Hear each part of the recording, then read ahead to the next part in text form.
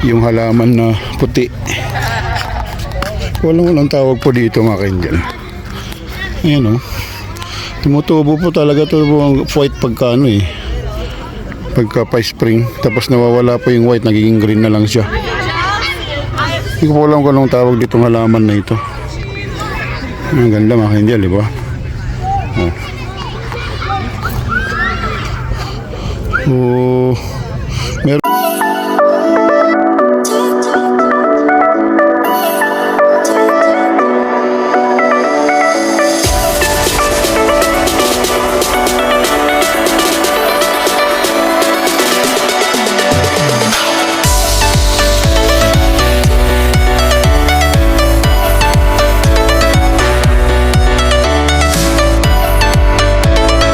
Hola ho mga ka-angel, ito naman po ang inyong lingkod, ang inyong katropa at kalakwatya, Kuya JJ. So ngayon po mga ka-angel ay pupunta po tayo ng park, isang playground in outdoor park. At papakita ko po sa inyo yung mga community po dito. Tara po. So dito po ay Belmont, at turn right po tayo dito. Ito may paligid mga ka-angel oh. Napaka-green, parang golf course mga ka-angel oh. Yan. Ito po dati ko yun, wala pa po yan nung winter. Ngayon nakatayo na siya.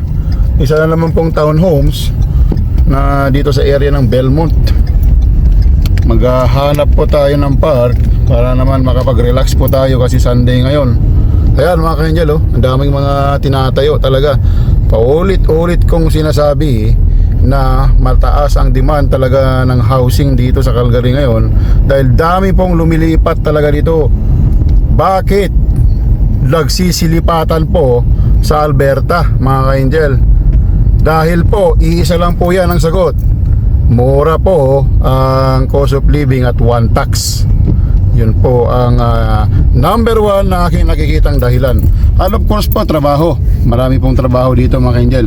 Like I said, Alberta is a powerhouse when it comes to oil. So turn right po tayo dito. So ito meron na namang playground dyan mga ka-angel, parang golf course. Yan, ganda po yung mga, pansin nyo yung mga puno mga ka-angel, parang white. Namuusbong na po yan pagka spring. Kumbaga happy na naman ang mga halaman dahil spring, summer na. Ayan, magigreen na talaga siya at mamumulaklak na ang mga halaman mga ka-angel. O yan mga ka-angel, meron naman townhomes. Oh, ang dami. Ito po yung mga townhomes din po yung mga ka-angel, pero parang single house ang laki. Ito, tingnan mo mga ka-angel oh. Yung mga puno parang white talaga siya oh. Ayan mga ka-angel, ang Belmont Community. So yan mga ka-angel, dyan tayo pupunta ngayon, yung park na yan. Ayan, pwede tayo mag-park na dito mga ka-angel, dito. So yan mga ka-angel, yung playground ng Belmont. May mga book sila ngayon, Belmont, ayan. Ayan.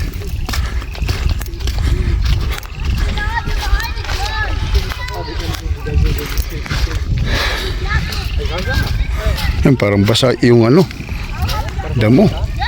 Tayo, putik. Alin? Tayo na tamayo. No. Ayan mga ka-angel oh, malawak.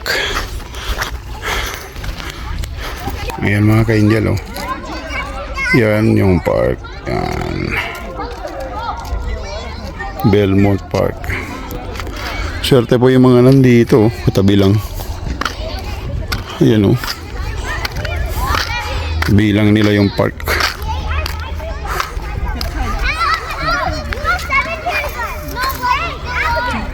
Yan mga ka-angel oh. Maraming mga dito, monkey bar. Hindi naman siya bugalo. Galo ka naman. So yan mga ka-angel yung Belmont playground ng mga bata. Doon po tayo nang galing kanina oh. Doon to yung lugar na banda pa doon. So mga siguro 2 to 3 kilometers away yung park. Marami pong park dito dahil tabi-tabi yung community. Pagka dito po kayo sa Southwest, hindi kayo po kayo mga problema ng mga playground kasi marami kayong pagpipilian ng mga playground ng mga bata. Tsaka growing po yung tuloy-tuloy po yung pag-for sale nilang mga lupa at bahay dito. Pwede kayong mag-search southwest po ng Calgary yan. Magandang community, close to the hills tsaka mountain. Mga ka-angel, yung temperature po ngayon sa Calgary is nasa 18 degrees na. Kanina po mga nasa 10. Ay iba-iba po talaga. Ang predictable po yung weather ng Calgary.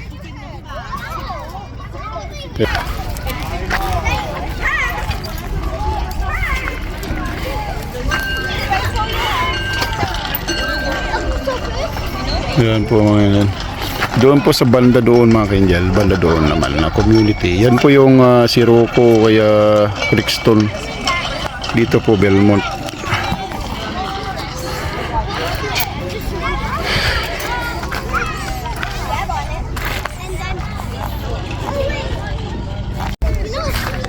Yung halaman na puti. Walang tawag po dito mga ka-angel. Ayan o. Tumutubo po talaga ito white pagka pagka pa spring, tapos nawawala po yung white, nagiging green na lang siya. Hindi ko po alam kung anong tawag ditong halaman na ito. Ang ganda mga ka-angel, di ba?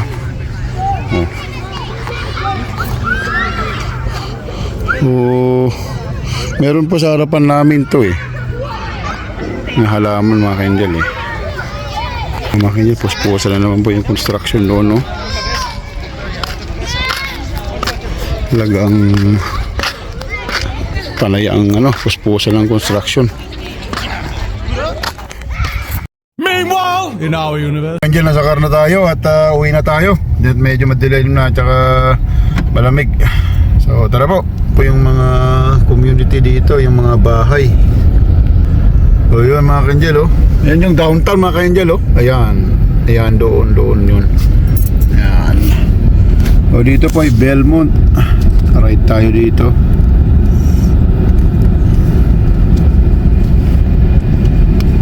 Tapos left tayo dito mga angel. Ay. Pwede dito mga angel, left tayo dito. Kala ko sarado pa. Yan mga angel, yan yung front garage mga angel Ayan. Yan na ang front garage. Nasa harapan po ang garahe. Talagang puspusan pong available mga ka-angel Talagang for sale sila. Maganda po mag-invest ng bahay dito mga ka-angel kasi pwede nyo iparenta. At least may napupuntahan po pagka instead po na mag-rent kayo. Kung kaya naman po mag-mortgage, left tayo dito.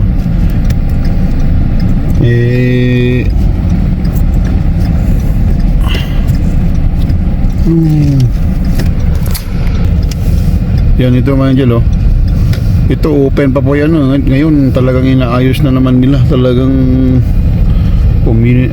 development talaga.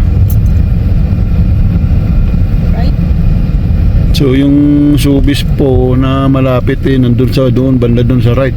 Doon sa kaya punta tayo doon mga angel. Now renting mga ka-angel, yung mga lilipat dito, ayan, pwede rin dyan, mag-inquire kayo. Ayan.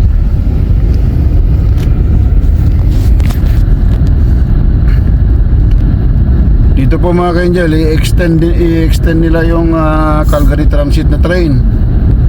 Mayroon po yata magiging station dito sa Silverado at saka sa 194 Avenue yata, 192 Avenue.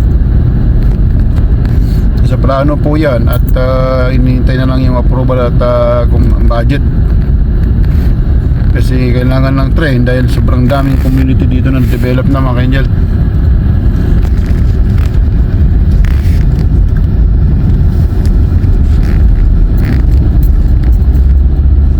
Ayan, tingnan nyo mga ka-angel Left, right. tingnan nyo mga ka-angel ayan, yung mga open space pa na currently tinatayuan ng mga bahay.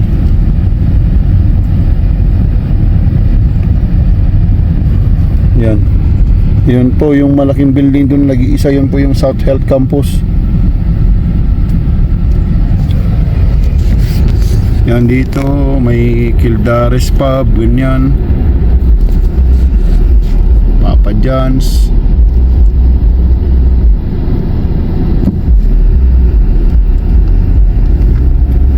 Silverton po pangalan ng ano mga Kinjel, yung bagong community dyan sa right. Ayan, Silverton, nandun po banda. Ayun po banda yung Silverton, yan doon. Yan, for sure dito sa green na area na ito in the near future baka tatayuan na naman ito ng building o mga bahay na naman. So ito po mga Kinjel parang mga aged care. Yan, parang dyan inalagaan yata yung mga grandparents natin.